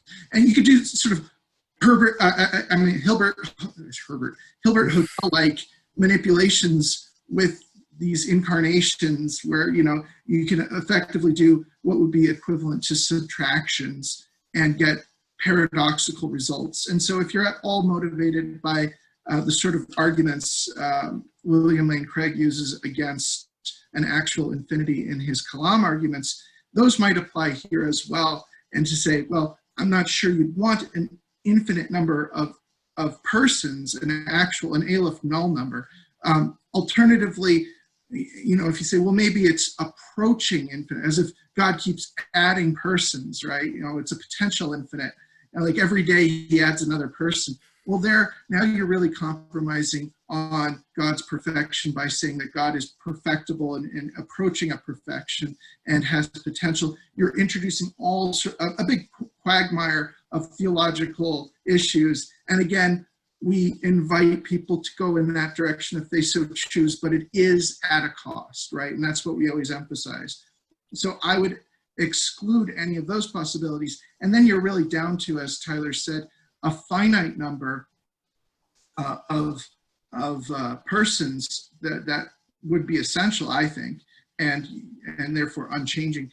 And what is the explanatory power of saying 4 or 13 or 25 or 365? You'd have to come up with something. Yeah, I don't think I actually have, you know, any objections to this or questions, right? Because this seems to just follow quite naturally. And yeah, and then, yeah, if you accept, what is it, Condelection? Yeah, yeah, then yeah, I mean, I think that's plausible, right? And what would you say would be the cost if you reject Condelection again? So what's the cost there? So the cost, I think, is in terms of explanatory conservativeness, at least if you share with us the intuition that Condelection does perfect charity. Yeah. And I think most people, if they search their intuition, even if they've never really heard this suggestion before, the first time they search their intuition, it just seems right. It seems like Condelection really does perfect charity. That's something that you could, again, it's a bullet you might want to bite, right? If you want to get out of the argument, but you think that the reasoning everywhere else looks like it's right, we should accept theories insofar as they're elegant. Parsimony, it does something to increase elegance of a theory and so on.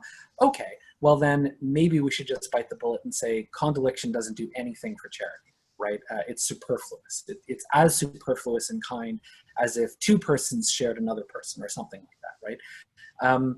Or you could try to run a parody, right? That there's, Condelection plus for 4 persons, Condelection plus for 5 persons, and so on. And then try to argue that Condelection plus is really better than Condelection, right? And it's like, well, it seems to us that that's not the case. It seems to us that Condelection plus, to call it that, is just Condelection, right? And all over again, it's Condelection simplicator. And so if you can satisfy Condelection, you've done your job. There's some intuitive motivation to think that God must exemplify that if he perfectly exemplifies charity, and charity essentially involves Condelection. So yeah, again, it seems to us that the cost of giving up that intuition is just a little bit too high. You can do it. We can't say that you're reasoning poorly if you do it, but we don't think you should. And we hope that most people, upon reflecting on it, will agree with us intuitively that actually that seems wrong, right? The other way to get out of the argument is to say something like, well, okay, you're right about Condelection, but here's an argument for thinking that satisfying Condelection decreases explanatory elegance overall in these other respects. But I mean, for the life of me, even though I can't imagine how that kind of argument goes. Now, it happens all the time in philosophy that you can't imagine how an argument goes until somebody cleverly comes up with one. Mm-hmm. Maybe somebody can cleverly come up with one here, and we're very open to that possibility. But unless you come up with that, or you've heard somebody come up with it, it seems like you really ought to follow the reasoning where it leads, and that is to something like God is exactly 3 persons. So, yeah, and indeed, Condelection is part of our everyday experience. And, it sort of parallels for me how I assess meta-ethical and normative theories and their plausibility. So sometimes my students say, well, you have all these competing moral views. How do you know which one's right? And one of them is to go back to your considered moral beliefs and your moral experience. And, like, for example, if I adopt relativism, then I can justify just about anything. That seems kind of contrary, and I'm also morally infallible, and that's a cost. In a similar way, look, you can say, okay, well, charity doesn't involve Condelection because I'm going to put my foot down and insist on it and adopt some other theory of charity. Okay, but it comes at a cost. What is the evidence that's compelling you so strongly to adopt this alternative view? If it's just to reject the conclusion, I don't think that's a very good reason. And so often we find that in philosophy, right? A philosopher will, not to offend philosophers, but we'll say, I want to reject the conclusion. So now which premise am I going to have to throw out? And we, on balance, we have to figure out, do we want to accept a conclusion or reject a premise? That's what philosophy is all about. Like, what cost am I going to have to pay here? Am I going to have to adopt the Trinity, or am I going to have in my estimation, a deficient view of charity? So there you go. Yeah, so this is not a question about the argument here, but just in general, right? So what is it? You presented arguments from the nature of justice, the nature of creation and love, beauty, elegance. What was the first one again? It's kind of. It was actually love. Love. Yeah. Okay. So then,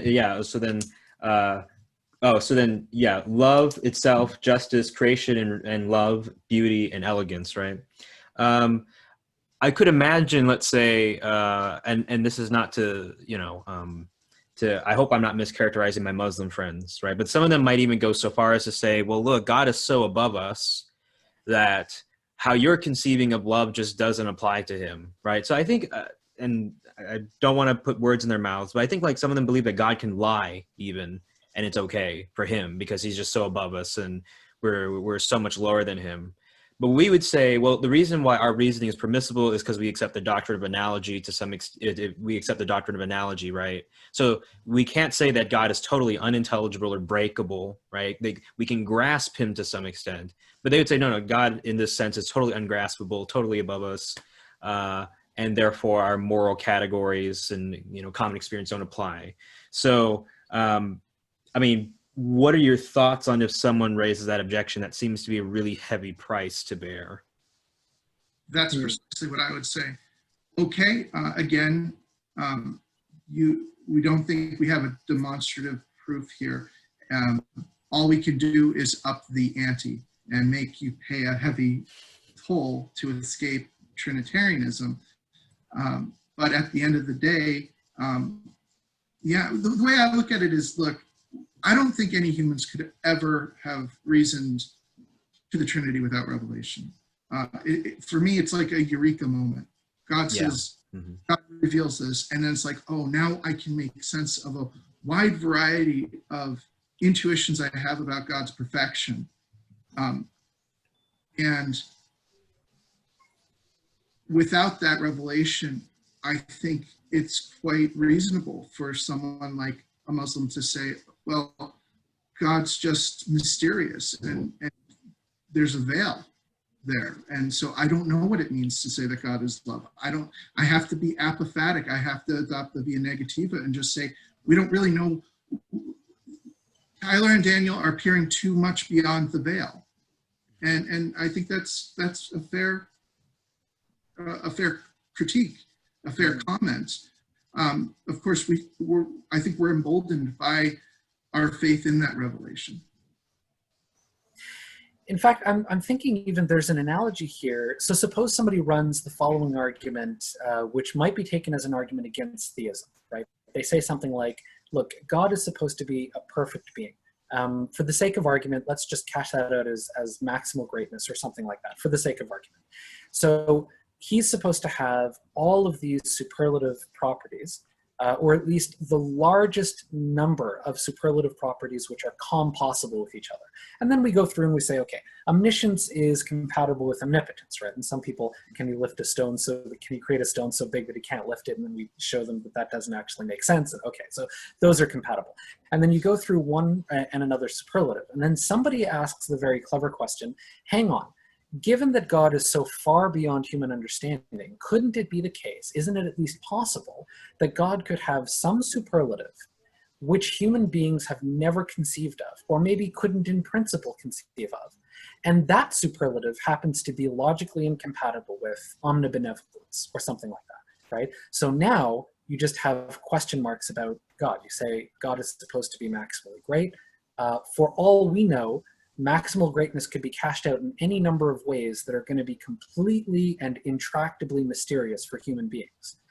Does that give you a good reason to think that God is not omnibenevolent or not omniscient or not omnipotent? Even apart from, in principle, stronger arguments for thinking that there's something wrong with that suggestion, take a step back and just bite the bullet and say, okay, you're right. But until we have some superlative in hand that you can show is incompatible with omniscience or omnipotence or anything else, why would you opt for that kind of mystery when all you've done is given up explanatory power? It could be the case that God is so mysterious that in fact he's not omniscient, he's not omnipotent, he's not, et cetera, et cetera. But don't you think that takes away from the explanatory value of theism? If God is pushed into the box of mystery intentionally, precisely when he needed to be, right? Precisely when we actually have a sufficiently good model of understanding God, why would you opt for mystery, right? It's almost like somebody in the face of scientific evidence throwing up their hands and saying, well, we don't really know. Yeah. Okay, we don't really know. But I mean, really, given the evidence at hand, don't you think it's more reasonable than not to go? So that's effectively what we're trying to do with this argument, to say, look, I mean, yes, it could be the case that God is so far beyond our categories that he turns out to be impersonal. or that love doesn't require what we think of it, a relationship between persons, or that justice doesn't require. You can do this with any of the arguments, including this one. And we're going to say, sure, if you're willing to incur that philosophical cost, you go right ahead. But we don't think you should. And we think that anyone who's fair-minded in looking at these arguments is going to feel the weight of that as well. They're going to feel like, no, if I'm really looking for truth, and this seems more plausible than anything else I have on hand, I really ought to consider this right, at least for the time being, at least until I can come up with some very clever argument for thinking that there's something deeply wrong with one or all of these arguments we've presented today. Right. I'm going to let Daniel speak, because it looked like he was on the verge of saying something. And then I will ask one last question, and then I think that will be the conclusion of the episode. Let me leave the PowerPoint slide now. Okay. Yeah, no, I just wanted to follow up on what Tyler was saying. Along that way of using this sort of mysterious superlative that contradicts all of our thoughts about God, effectively what you're showing is that they've developed a tool by which we can completely detach perfect being theology from every revelation, every revealed religion. And you end up with a sort of vacuous thing. And I think so yeah, it is it's a tool of skepticism that I think is a universal ask against theology itself. So can you do that? Yeah, you can. I think you can do that. But, that again, as a philosopher, you have to weigh the costs of what you're doing and whether you're willing to adopt such a principle and methodology. So I really think that it wouldn't be worth it as an escape hatch. So my last question now is, how integral is divine simplicity to getting to adopting each of your arguments? I know you talked a little bit about social Trinitarianism, right? But let's say for someone who is a theistic personalist and they're watching this and they're saying, yeah, okay, we have good arguments for the Trinity, right? And I'm a theistic personalist and I want to stay this way. And then you say, wait, hold on. Divine simplicity is pretty important here. So you can't really, is it the case that they have to use, they can't access the arguments without divine simplicity? Yeah, so I don't think that's the case. Certainly in our thinking, we're motivated by simplicity. But all the theistic personalist needs is a simple enough view of God, right? So, for example, we've talked about God not just instantiating beauty, but being the paradigm of beauty, being the paradigm of justice in such a way that he must exemplify primary justice, being the paradigm of love, and so on and so forth. Okay, well, look, if you're a theistic personalist, you can still hold to some of those things, right? So famously, I think, or popularly, William Lane Craig is not a classical theist. He's a theistic personalist. And yet he would claim, I think quite rightly, that God is the paradigm of goodness in such a way that God's nature is the good, right? Capital G. And it is that to which we refer as the good. Okay, well, he can do that without then taking on all of the accoutrements of divine simplicity in the Thomistic sense or in the medieval sense. And to the extent that you can do that legitimately, and we're going to stay quiet on whether you can because that has nothing to do with the paper here, to the extent that you can do that legitimately as a theistic personalist, and indeed I think you can even do it as a social Trinitarian, these arguments are open to you, right? And as far as I can see, I'm imagining that very little, if any, adjustments would need to be made to these arguments for them to be appropriated by theists or Trinitarians who differ with us on classical theism. So classical theism certainly motivated our conclusions, and maybe, to the extent that a theory leads you to good arguments, maybe there's something to be said for the theory being right in the first place. But even so, put all of that stuff aside, there's nothing about our arguments that bars their use from somebody who is, or for somebody who is not a classical theist. I would say that of the arguments, the argument from beauty probably most depends on a sense of divine simplicity. Although I think it's lurking in any argument where we're talking about how God is an exemplar of love, of elegance, of these sorts of attributes. I think it's lurking there. as for whether they can, I think Tyler's a little bit more generous than I am when it comes to extending the hand to social Trinitarians.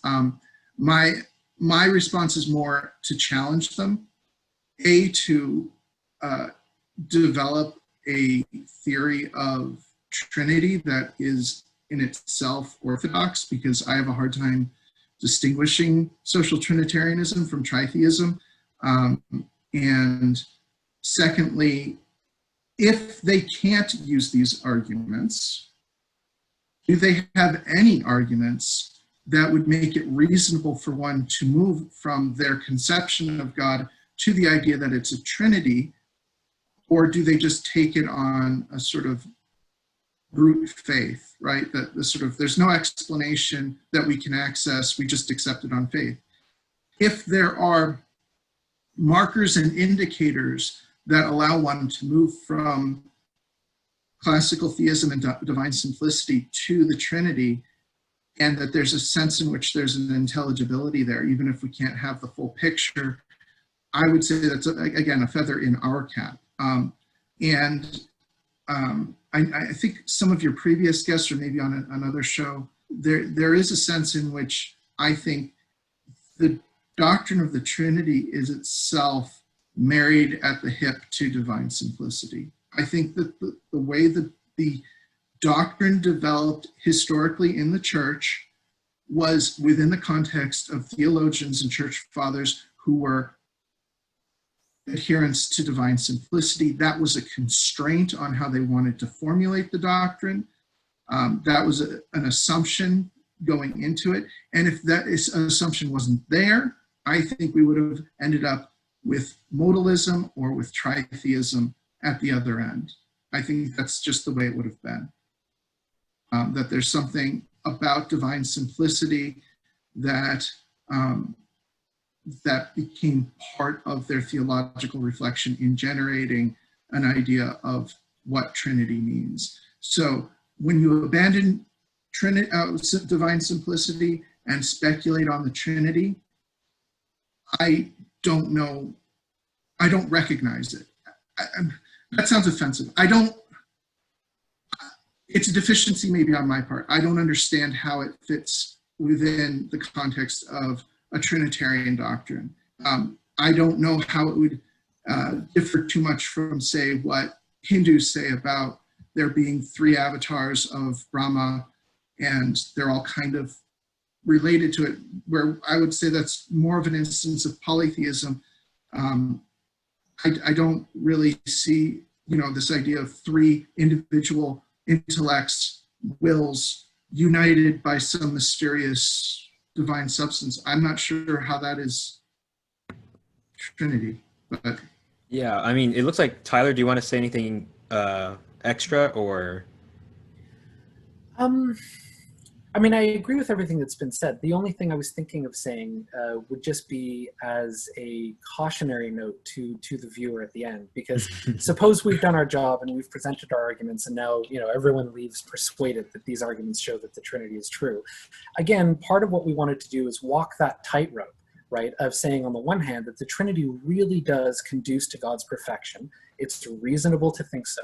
It is not reasonable then to say that in virtue of these arguments or any other, we could have known that the Trinity was true by reason alone, with certainty, apart from revelation. So we have been playing devil's advocate with our own arguments for that very reason, in order to show how these arguments could be undermined. They're not supposed to be definitive. They're not supposed to be so powerful that they should be thought of as on a par with arguments for God's existence. And we don't want the viewer leaving with the sense that, even though we've said that, actually our arguments are good enough for that. Mm-hmm. No, our arguments are not good enough for that. Our arguments are really intended merely to show that it is more reasonable than not. Once you're given the very surprising idea that God is a Trinity, then you can retrospectively look back on all this data and say, now I can understand, even if I maybe never would have guessed it, I can better understand how God is the paradigm of beauty. I can better understand how he exemplifies primary justice. I can better understand how he is love. I can better understand any number of things. right? Even the argument from creation is effectively a cosmological argument for the Trinity, right? Why did God create? He had to have some motivation. Well, okay, here is a way to explain what would have been utterly mysterious in absence of the explanation. Maybe there are other explanations, and maybe we never would have thought of this explanation as being the right one, absent revelation. But given that it's on the table, it's one of the things we have to think about seriously and consider. Now it looks like, this solves a whole bunch of mysteries at once, right? And that at least motivates our accepting it. I don't think it should motivate people to give these arguments as though this is just a proof. I don't want somebody using these arguments in that way, because I think that's a misuse of them. Mm-hmm. But to appreciate them appropriately will just give you a sense that the Trinity does in fact make sense. It's a surprising truth, but it has the same characteristic feature of any surprising truth. You never would have guessed it, but as soon as you adopt it, you see that it solves a whole bunch of mysteries elegantly. Yeah, let me, I'll say this just to close off the episode. You know, Tyler gave us a very nice, ecumenical ending. No, yeah, I mean, I enjoyed how, with the arguments that were offered, they were very accessible, and they weren't they weren't too out of the ordinary, right? It wasn't like I had to take, for instance, sometimes when someone watches some videos on classical theism, they're kind of like, man, I have to adjust to this whole new way of seeing the world in a way, right? So yeah, there were a lot of strong intuitive premises, and honestly, I think these would be very useful in a conversation with a Unitarian, just kind of saying, okay, do you want to pay that price? That's a very helpful way of putting it. And yeah, I mean, Daniel and Tyler, once again, very rigorous thinkers. And I just wanted to say this one last piece, right? Daniel, when you talked about how the Trinity is, the Trinity is married at the hip to divine simplicity, or the other way around, right? Whenever someone asks me, I'm confused about the doctrine of analogy, and they're a Trinitarian Christian, maybe they're a theistic personalist, I say, all right, give me an analogy for the Trinity. And then I watch as they say, well, okay, look, the analogy is not perfect, but it helps make sense. And then I'm like, okay, well, there's the doctrine of analogy right there, basically. Aside from that, I just wanted to say that little piece. Thank you so much for coming on to the show. I had a great time. And Daniel, Daniel, Tyler, can you mention what your blogs are again for the audience? Sure. Mine is vexingquestions.wordpress.com. And again, mainly I just throw arguments on there. They're not necessarily something I'm endorsing, but more like something I'm contemplating. So it's usually in that spirit. So sometimes people, they might think, oh, he's, off the rails here, but it's just fun for me to try to formulate things and see. And it has helped me develop some insights into the ontological argument, which I'm hoping to write a paper on soon. So that's sort of the direction it goes. Yeah. All right, and Tyler? Oop. Tyler, are you there? He froze. Oh, no. Right at the end. All right, Daniel, do you know what Tyler's blog is? I think it's his name, Tyler Journeaux. Let me see if I can bring it up really quick so I can plug it for him. Mm-hmm. Yeah, I'll pause the recording right now. All right, so his blog is Tyler Journeaux Graham at WordPress.com. All right, well, he had just left us now. So aside from that, thank you so much, and that'll be the end of the episode. Thank you.